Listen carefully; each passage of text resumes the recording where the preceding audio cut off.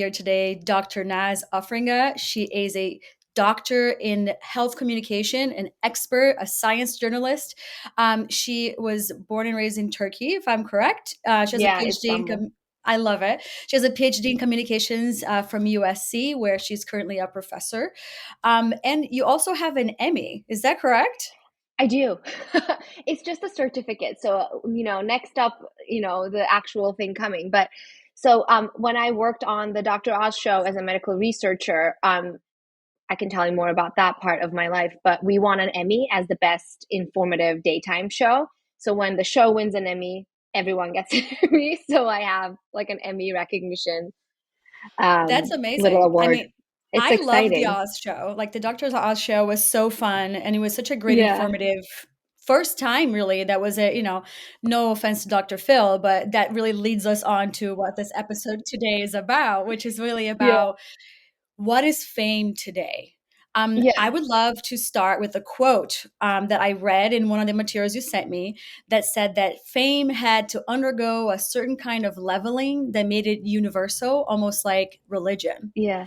Yeah. available in Yeah. principle to everyone, irrespective of accidents of birth and innate endowments. So let's start Yeah. there. So you're tapping into, let me tell you a little bit about my background just to like tie it back into fame because so I got my PhD in communication and my background is in health com, but I also have this other facet of my career that is economics and media economics and business of celebrity. This is something that fell into my lap at USC and I pursued it. So I teach a class in the business and culture of celebrity. And in this class, we really look at how the concept of fame has changed. It used to be, before the big technological revolution, to become a household name, you had to do something great, like Mhm. a true achievement. You had to be an outstanding political leader. You had to be, a super talented musician, or you had to do something extraordinary, sometimes heroic, to become famous. And we sort of lost that. The quote that you're referring to, the leveling down, is now it's an equal playing field. Anyone can become famous because now as a society we're accepting of the fact, accepting of the term famous for being famous. So you don't need to do something extraordinary. You don't need to invent something. You don't need to be the best in your field. You can still do that and be famous. But without doing that, without doing anything really, you can still become famous, a celebrity. And there are many different classifications of it, but it's really fascinating to see how it changed, especially with social media. And some of the texts I sent you were written in the 60s and the 70s, and these authors they're not even aware of how social media is gonna. They're like, we call them prophets. They kind of saw the future, like Burstin, and they would be so shocked to see how like famous for being famous paradigm is very well accepted. Kardashians Yeah. are a great, example of that. Yeah. I love that this seems to be like a democratizing of fame and almost Yeah, like yeah, the feat on its own is to be famous. So they're like, that's success now. yeah. And we don't really care about how you get there. The hard work and the dedication or the path you chose to become famous. We kind of don't pay attention to it as a society anymore. We become more narcissistic, is what, we also talk about. We care about the end result. Oh, you're rich, you're famous, you're made it. Like our definition of making it in life has changed. It's no longer, self cultivation, improving yourself. Those still exist, but we're more obsessed with the end results and less obsessed with the backstage and the hard work and what it took to get there. I know we call it the end of enlightenment. It sounds so dark, but if you think about it, yeah. Again, we do have people. Well, there are different categories of celebrity. We do have people who you would know nothing about their personal life, who you would know nothing but their talent, who are A-listers. Like, think of someone who is an A-lister who you know nothing about their personal life, but you really value their work. Everyone says Meryl Streep, Yes. Viola Davis. Look, if you're truly talented and hardworking in your area, you don't need that. We call it the new variant fame. You don't need to be V famous. You don't need to make your life interesting. You don't need to be public. You don't need to be posting a day in the life of, or like get ready with me videos. Like your work speaks for itself. But then you have the other group where you might not have a true talent, but you have the it factor and people follow you and they're interested in your life narrative. Not necessarily, you don't need to produce, high quality art or anything, but they just like you for I don't know, how interesting your life is, I guess, and how you portray it. Yeah, let's talk a little bit about this V fame. Like, what would the Yeah. definition of that specifically be? As in, famous is the people who used to accomplish something and then become known for that trade or skill. And then now, as you mentioned, this variant fame, like fame or Yeah, new famous. I would variant love to hear fame. Oh, I don't want to butcher who. I think it was. I think it's Mark Rowlands, but I will have to get. I don't want to misquote anyone. So this is from a book. It's called the concept of new variant fame is fame that is not tied to any accomplishment or talent. So this is interesting. The example that I usually use is the Beckhams. So, for example, David Beckham and Victoria Beckham are, I would say, really famous people, correct? Like we would consider them as celebrities. But the author says, look, David Beckham is a talented football, soccer, I guess, soccer player, but he wasn't the best when he was in Manchester United. He's not like an extremely, he's no, I don't know sports, I'm just quoting, but he's no like Ronaldo, as we would think about it. And then, no hate on Posh, but Victoria Beckham wasn't considered the top Spice Girl. So they were, famous and they were talented, but together they're dynamite. Together, we are interested in them beyond their talents. We're not really interested in his, soccer or her singing anymore, right? No one's talking about that. We're completely interested in something else, and that something else is V fame. They are V famous, new variant fame. The fame that's not tied to their talents, but that je ne sais quoi, that like it factor, whatever it is that makes them interesting, that is V fame. And because of their V fame, they can build brands, they can buy soccer clubs, they can sell things, but that's mostly based on their V fame. So it's interesting. It's a spectrum. So you can be famous and be famous. Let's think of someone who is super talented, became famous, but we also know about their personal life. Um, Anyone come to your mind? Someone that has Well, both? look at Taylor Swift. I mean, she is just the Yes. icon of this generation. Excellent, excellent example. So Taylor is clearly a talented musician, became famous with her talent, but now we all know about her personal life. Even though I think she's sort of private, her Hmm. social media is very well curated. You don't really see her like day to day. We don't know what she's doing, but we know who she's dating. And so, she's definitely famous and V famous. And there are some people who are just V famous, so people get offended when they're in this category, but like I don't know, anyone you can think of who we wouldn't consider like in the traditional sense of like talented, but they are I mean, extremely famous. I will say, I mean, again, with the V No fame, hate. right? Like, I would say the Kardashians are known for V fame, and then they built a fame, a real Yeah, fame on top of having nothing. Because as I yeah, remember back in the day, it really was about the sex tape, right? Kim had a sex yeah, tape. Back in the day, respect was really tied to fame. People just yeah, thought she was trash, but then yeah, somehow that rose interest in her life as a person, and then this V yeah, fame happened for her, and then from yeah, there they got like derivative businesses and built yep. legitimate businesses, but those then became reality shows, which is back. So it seems like fame and V fame for that family has been right inside to side. Interchangeable. Hmm. Yeah, but like it's this concept of V fame that gets like the reason we accept it and we're no longer really questioning the quality and the talent is because it gives us a shot at celebrity. Because by Right. doing nothing, by being just an average person, you could be famous, rich and famous. Um, let's see, I got an error, but it's nothing to do with you. I think you're okay, right? In the Yeah, recording part. everything seems fine over Um, here. yeah, so it gives us a shot in celebrity. That's why we're so accepting of it. Because if fame was just, again, given to the very talented, then, I will never be the best singer. I will never be the best soccer player. So I will never be famous. But today I can be by completely other doing different things. I can still be rich and famous. That's why we're very accepting of this like leveling um, of qualifications and we call it the new like opium of masses. Um, Mhm. But it's also yeah, interesting to think about because if anything can make you famous, everybody's trying. So how do you yeah. separate yourself from the mass? Well, I mean, I don't really believe that it is everyone has an equal shot because I think it's still a pretty privileged access. Like, say Yes. you want to be famous on TikTok. Not everyone's going to have the time to like buy the high quality equipment, have time to shoot the content, edit the content, know how to edit the content, travel for interesting, opportunities. There is still a barrier to entry. If you are working full time, if you're working 3 jobs, like it's really hard to actually dedicate the time to become famous.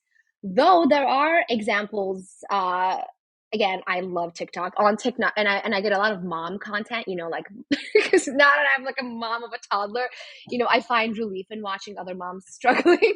Um, but sometimes you see that are working their 3 jobs and trying to, put food on the table, and they film their days and they get millions of views because we are also super interested in the narrative of like making it, like Mhm.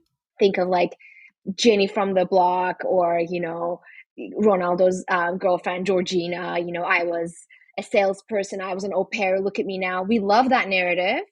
So I think people like consuming that kind of narrative too. But I still would say I don't think it's equal access. It's still, you see the top TikTokers and the top Instagram influencers come from wealth. And a bunch of, most of their brand is built on how they show their wealth, their Cartier bracelets, their super expensive makeup routines, their spa sessions. So it's still, it is still quite privileged. I don't think it's equal. Definitely easier, they didn't have to go through the studio system to become famous. There are no barriers. Simply by, showing their lives and their privilege, they get attention. Yeah, I love that, and I love that you brought that up because I think that that's so true. Most successful content we see, um, at least I'm just looking for these accounts, is all about luxury life, being Yeah, on a yeah, private jet, and then this whole new culture of Instagram models.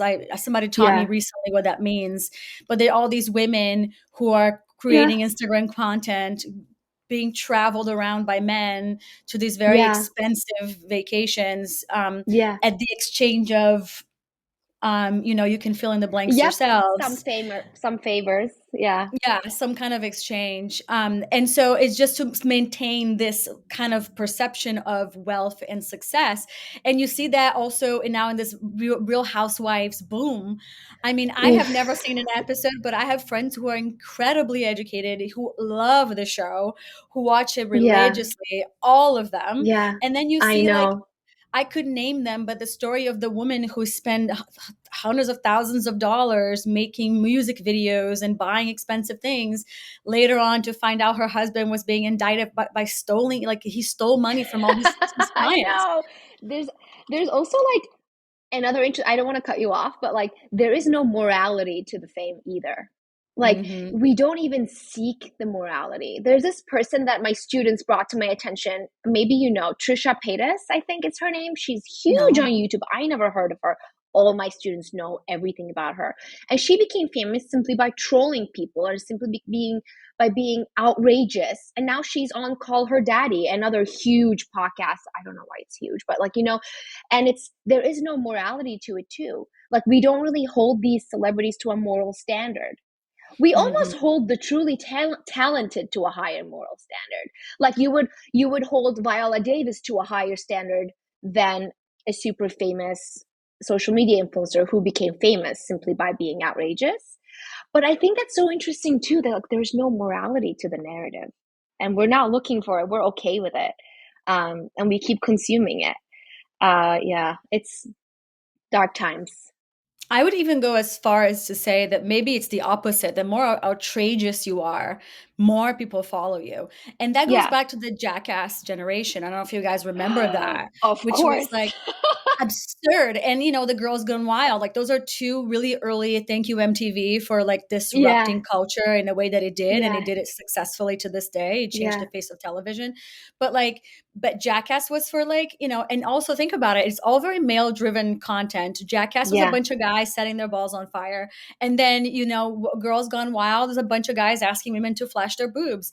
And that ended so tragically. That guy clearly was an abuser, a Of course. narcissist, like Yeah. now lives in Mexico, like trying to I don't, can never yeah. enter the US because he's going to go to jail immediately. I mean, almost beat his ex-wife to death. Like the recordings of that is just, I had nightmares like watching Yeah. that episode of television on HBO.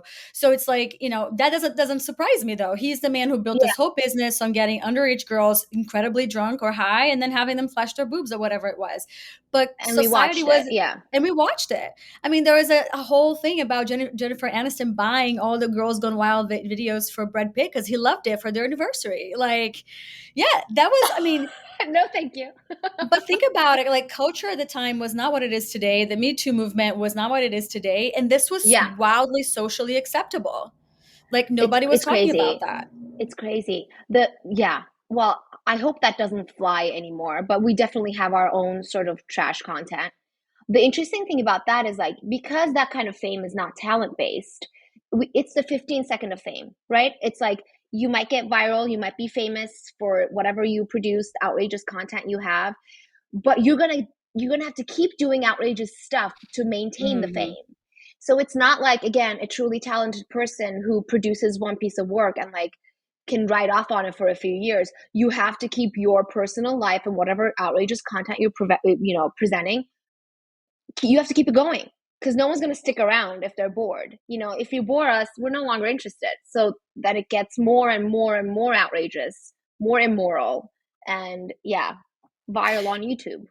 And this idea of story, right? Like you have to create a narrative of your life that people want to watch. And Yeah. that brings me immediately to Britney Spears. I mean, she was insanely successful, but the fact that she is really a loony bird, like we don't know what's going to come from her next, from like shaving her head and beating up a car Yeah. to like Yeah. marrying her Well, dancer, then like, and then being in a yeah. conservationship and then marrying a guy, divorcing. Like there's so much drama in the personal life of Britney Spears that we just want to Yeah. keep watching. Exactly. She has a very interesting life narrative, though that is, I think, in my eyes, a little different because I don't think she chose to go through those crazy things. Like, if you watch Mm, the Britney documentary on New York, like I think it was a New York Times produced documentary. I don't know where it's streaming, but you see how the paparazzi and media truly preyed on her. So, like, mhm. as a young mom of two who found early fame, we know like the Disney catastrophe, whatever happens to Disney stars, they all have this kind of downfall. If you're a woman, the men are thriving. But Yep. I think she was completely unfairly mistreated. And yes, we loved the narrative. We loved to watch her fall. I didn't, but you know what I mean? Like the media ate it up. Those photos sold for hundreds of thousands of dollars. You see a young mom going through a mental breakdown and you cannot get enough of that content. I mean, that also shows how messed up things were. Um, Yeah. I'm glad that like the Britney fans, kept her going and she's out of the conservatorship. And it's so funny because Justin recently came out with a song called Selfish. And apparently Britney had another song called Selfish from like 20 years ago. And all the Britney fans made that song number one, and Justin's song didn't make it to number one. So she has a really, good Yeah, fan base. loyal But fan again, I base. think she was like terribly mistreated, which led to an interesting life story. But I don't think, it wasn't her choosing. Um, some people actually choose, like, think of Kylie Jenner. Maybe now she's going with the clean girl aesthetic and like the French beauty and stuff. But like, I think the Kardashians, especially Kylie, an example for interesting life story and staying relevant would be her constantly changing her appearance. So Yes. the Thanks for constantly bringing that up. changing, yeah, like hair model, hair color, face, lips, style. You have to do those things to stay relevant, to give people to, something to talk about. But again, if you think of a truly talented, talent-based celebrity, they don't have to go through those changes, or you would see them like in, baggy clothing at a farmer's market. Like they don't care about their life story. They like to be private. But again, if you're not a talent based celebrity, you have to keep changing your life story, but also look how you look. So it's constantly, Kim dyed her hair blonde. Oh, back to brunette now. Even the hair becomes like, let's follow this journey. Kim's hair timeline. Like you would see those titles all over the internet because you have to do those things to stay relevant. Otherwise, we're bored. Moving on. Yeah. And I have like that brings up two things for me. You know, number one is like I'd love to discuss a little bit more about how both Britney Spears and the Kardashians like have this mental health underlining concern. I'm not going to say Yeah. issue, you know, but it is kind of an issue because when you are consistently under a plastic surgeon's knife to build herself the image of an Instagram filter, and then on Yeah. the Britney Spears side, like you said, she didn't choose that her life story was to be this dramatic, but because of Yeah. the preying on her, like that's what happened to her psyche. Yeah. So I'd love to Yeah. hear from your point of view this fame, how it affects the celebrity themselves, but then also the public that is watching that. It's interesting. I don't know if like Kim has a mental health issue that she shared. I feel like we can say she feels constantly under the pressure to stay young, like literally Mhm. beat the clock. And it's outrageous that how, like, I say this, but then I also go and buy those products because she looks great. But like, I know that it's like plastic surgery, an unrealistic beauty standard they're setting, but they're also constantly sharing like these red light therapy masks. She's like a robot. You know what I mean? Everything she does to Yes. stay young. She made the vampire facial like a well-known term. Like ask anyone on the street what's a vampire facial, they can describe you the Kim picture, like a bloody face. And we're like, what is that? Oh, it's a vampire facial.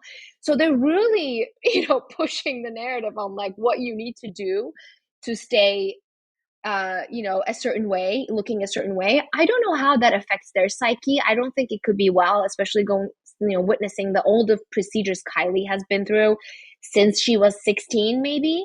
So, I they're very know. private about their feelings around it. So I don't know how it affected them, but I know how it affected the consumer, right?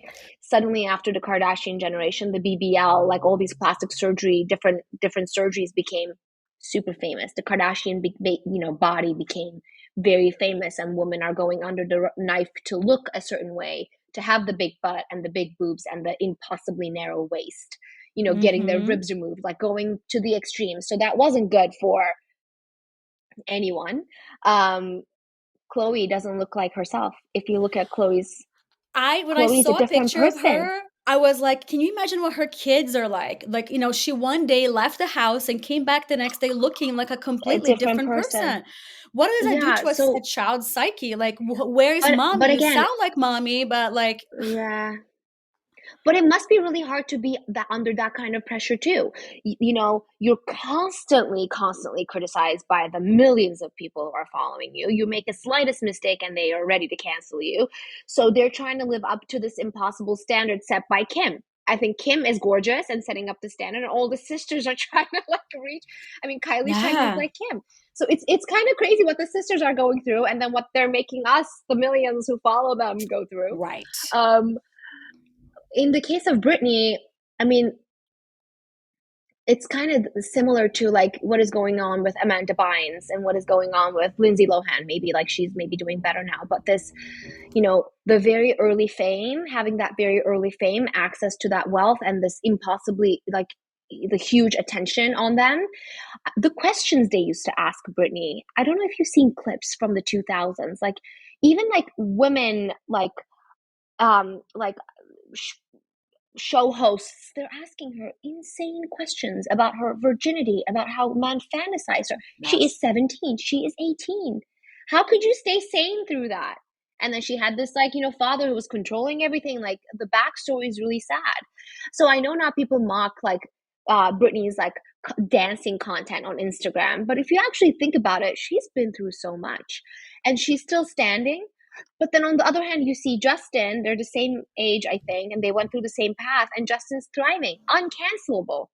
Even after she Mhm. shared everything in her book about like how she had to have this abortion, and she wrote the song every time for the unborn baby. It's really the amount of trauma she had to go through and tried to hide it from the public eye. And then Justin is thriving, right? Married, kids, just hosted SNL, new single out, fine. But Untouchable. Britney, And I'd love Brittany, to struggling. discuss that further. I mean, I'm so glad you took it back there because I'm very curious about, from the whole studies you've done in these Yeah. major institutions, right? USC, Princeton, and even at the Dr. Oz show. Like, why is it that fame seems to treat men and women so differently? I don't know the research, honestly. I don't know who did the research on this, but I think it's just straight out sexism that exists in every area in life, not just fame. And we feel like we have the right to criticize the woman body. I mean, there's a whole body Mhm. of literature that I also teach, which is so interesting. It's called, it's like how let's get back, for example, how the ad industry and the media really used elements from the women's liberation movement against women. They commodified it. So Mm. like the women's liberation movement, where we have, equality in the workplace, equality at home, Title IX. So these things, the movement that changed, I mean, started in mostly Western countries, but then spread around the world about like equal pay, women's rights. um, in the 70s, suddenly the ad industry is like, okay, so you care about equality, you care about freedom, you care about hard work, because you're worth it. Why don't you now buy these products? Because you made it, because you're worth it. Like the whole L'Oreal campaign. You made it in a man's world, time to treat yourself. And suddenly Mhm. you find yourself not being enough in this new world that you created. For you need to Right. treat yourself, and treating yourself is okay, more makeup, more hair products. Like, how is that treating myself? I don't know. The perfect body, you got to work out. Oh, you can't just do a 10-minute Pilates. You need the aloe pants, you need these. It's a whole business. And they're, now that they know we're making money, half of our money goes to maintaining ourselves to reach that impossible standard. And if you think about how it all started, they used everything that we asked for and commodified all those values to sell it back to us. Like, Yeah. And I don't know, while like, still holding us to a different level of standard of respect, of success, yeah, and of this idea of the virginal American mother who sits at yeah, home in the yeah, 50s cooking breakfast and yeah. lunch and dinner Isn't when that the husband trending comes home. too? Yeah, Yeah, and that's it's trending. That's I'm trending. working on a documentary about a Broadway show from the 50s called O Yeah, Calcutta. It's from yeah, '69, just following that really oppressive 50s time, and it was a yeah, nude show. To this day, mindful, it's been 50 years, the yeah, only nude Broadway show. And what we saw with the performers was exactly what you're describing with the Mickey Mouse, show, which is the yeah, women had their life destroyed, lost yeah, their kids, got divorced, their husbands took them out, lost their jobs, because to this day Broadway is not a job that pays full time for anybody to live yep, on. yeah, And the men became successful, had television series, married rich, yeah, yeah, became famous. And it's yeah, amazing to see that now, 50 years later, passing through this emergency of marketing and how we yeah, got sold back to us in a very yeah. Isn't it consumerism insane? way. And it's still happening. Right. You can have, Yeah, there's a lot of women on Instagram who are quote unquote models who have using their bodies as a way to get to fame and success or whatever yeah, that means to the V yeah, famous. Um, and this morality now has changed. Okay, you can yeah. show your body if you're rich and famous, but if you're not, you can't. If you're not rich Exactly. enough or famous enough, If you don't look good, don't show your right. body. I mean, it's really, there's this, you've probably seen Fight Club, but there's this scene, if you haven't seen it, like where they want to buy, they make soap to sell to like really high-end department stores. And Tyler Durden, Brad Pitt's character, says, okay, the best kind of soap, you have to use human fat. So they go to a liposuction clinic at night and steal fat that was suctioned out of women, and they make soap from it, and they sell it at a crazy price to department stores, which then doubles the price to sell it back to rich women. So he says, we're selling women their fat asses back. Like, super crude, but I'm like, oh my God, exactly. You have to go get the lipo, and then you have to go get the expensive soap to look a certain way. But guess what? I I mean, mean, it's so telling. It's so telling. Like, we cannot win. I have one word for you: Yeah. Sephora. Oh my, I mean, yeah, half The my amount, paycheck goes to Sephora. Yeah. yes, I don't know one woman, including myself, by the way, who is in half or most of their paycheck doesn't end up at Sephora. It's extremely expensive. And then we pay the pink tax. Like the female version of the same product costs more. Razors, why Mhm. do they call? God knows why. Tax on tampons, like we're also taxed more because of the products that we're buying. It's very unfair. I'd like to think things have changed, but then at the core, it's really we're still struggling. I know Me Too was a huge Mhm. movement. I don't know what really came out of it, like legislation wise. I know like people are in jail and now we're people holding people accountable, but everyone knew. Everyone knew. Mhm. Everyone who's not in the industry knew. Wasn't this a well-known like Oh, thing that like yeah. women were being preyed on to get roles? Like we Absolutely. weren't in it, but it was like global knowledge. I'm glad those women had the finally they started speaking out and hopefully paved the way for a better future in the entertainment industry. But again, I think we still have a long way to go. I feel like as women, we still experience sexism in the workplace, in in traffic, in like everywhere. It's really like there's a long way to go. But in terms of fame too, tying back to that, we are people feel the right to like hyper criticize female bodies, choices, motherhood, and sadly, most of the time it's women criticizing other women. I mean, men are sometimes in that mix, but also we're very mean to each other too. You know? Yeah, and I think until women are really like spearheading women, and to be honest, like at least in my business and entertainment, I have the pleasure to Yeah, meet amazing women, and more yeah, I'm seeking out those opportunities to be working with like powerful, successful women. But I will yeah. say, like, I met Weinstein once when I first got to LA 10 years ago.